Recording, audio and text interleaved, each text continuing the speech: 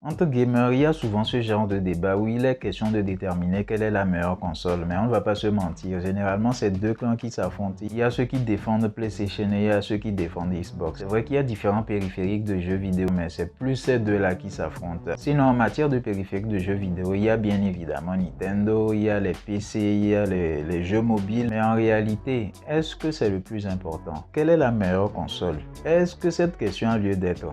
Alors, parlons-en.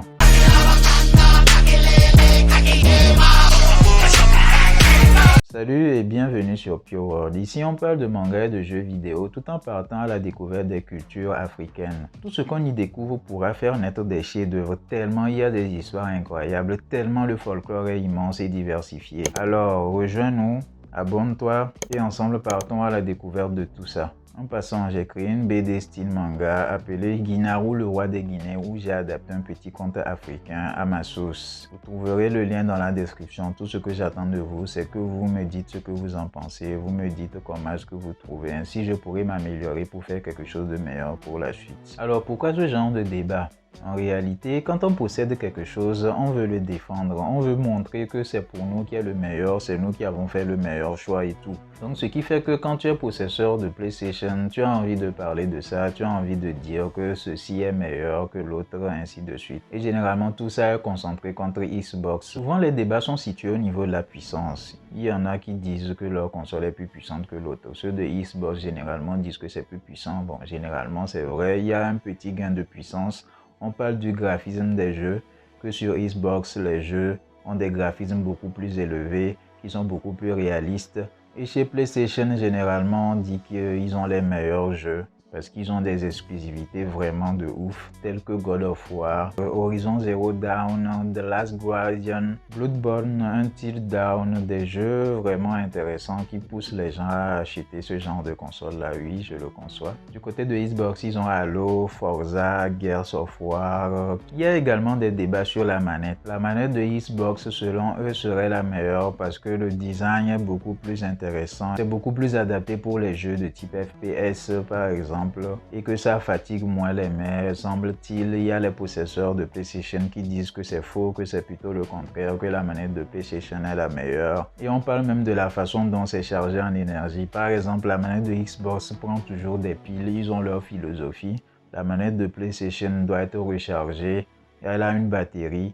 Et ça a des avantages et des inconvénients. Et puis chacun parle de ça et dit que bon, tel est meilleur que l'autre, ainsi de suite, ainsi de suite. Concernant PlayStation, eux, c'est en quelque sorte eux qui s'en sortent le mieux. C'est eux-mêmes qui ont le plus vendu pour la génération actuelle, celle qui est en train de finir, la génération de consoles avec les PS4, Xbox One et tout ça. C'est eux qui s'en sortent le mieux parce que non seulement leur capacité technique de leur console est bien, mais aussi ils ont des jeux porte-étendard qui sont tellement bien, des jeux qui sont travaillés dans les détails. Ce genre de jeux porte-étendard font que la PlayStation a autant de succès. Concernant Xbox, eux, ça fait longtemps qu'ils n'avaient pas compris puisque eux, ils se basaient plus sur le côté technique de la chose, les graphismes et tout ça, puisque c'est ça qu'ils ont utilisé pour entrer dans la course des consoles avec la Xbox pour commencer, avec la première Xbox qui avait le meilleur graphisme que tous les autres.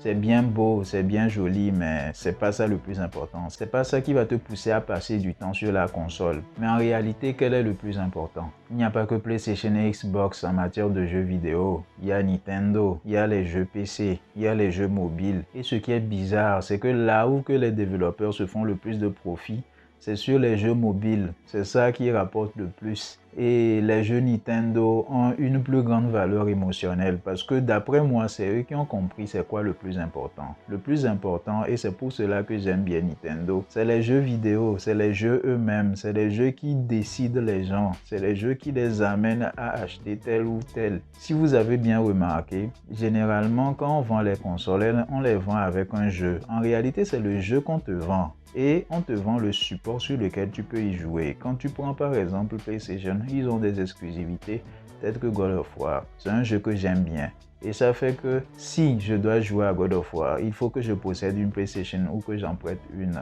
Si je veux jouer à Horizon Zero Dawn, il faudrait que je possède une PlayStation. Si je veux jouer à Uncharted, c'est pareil. Uncharted qui est d'ailleurs un jeu tellement génial.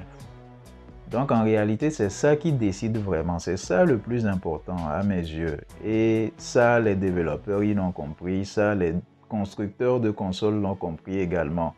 Et ceux qui l'ont compris le mieux, comme je le disais, c'est Nintendo. Et Nintendo, ils ont tellement d'exclusivité que eux, ils se font généralement plus de chiffres que les autres. Ils ont les Mario, ils ont les Zelda, ils ont Animal Crossing qui est sorti tout récemment et dont tout le monde parle. Ce jeu, franchement, dans le principe, c'est vraiment original, c'est vraiment bien pensé. Surtout dans cette période de confinement, c'est beaucoup plus intéressant. Jusqu'à même, il y a l'OMS qui a conseillé aux gens de jouer à des jeux vidéo. Or, c'était eux qui disaient que les jeux vidéo font partie des addictions, des trucs à éviter.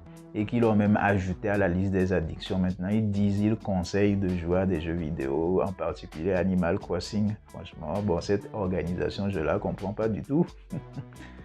Toutes ces exclusivités que Nintendo a fait que c'était eux qui vendaient le plus quand il y avait encore la Wii. Il y avait les PlayStation, les Xbox qui se battaient du côté de tel a le meilleur graphisme, tel a les meilleures performances techniques, tel a la meilleure manette, etc., etc. Mais Nintendo avec la Wii, puisqu'ils ont compris l'essentiel, ils vendaient à tout le monde, que ce soit aux enfants, aux vieux, qui avec leurs différents accessoires et tout ça. Et c'était un truc qui est plus axé sur le côté familial, du genre s'amuser. En fait, c'est ça le plus important, le jeu en lui-même. Plus tu vas jouer, plus tu vas kiffer et plus tu y passes de temps et plus tu auras une plus grande valeur émotionnelle. Ok, concernant les autres supports tels que les smartphones, les tablettes, les PC, le plus important, c'est les jeux qu'il y a dessus. Donc en gros, quelle est la meilleure console? Pour moi, ce n'est pas le plus important. Ce n'est pas la question qu'il faut se poser. La question qu'il faut se poser, c'est à quel jeu jouer. Et en fonction du jeu, tu vas te diriger vers le support sur lequel tu peux le trouver. Voilà. Alors les amis, dites-moi, d'après vous, quelle est la meilleure console de jeux vidéo? Est-ce qu'il y en a parmi vous qui pensent que cette question n'a pas d'importance et que le plus important, c'est les jeux vidéo en question? Dites-le moi en commentaire. Abonnez-vous, partagez la vidéo et ciao ciao.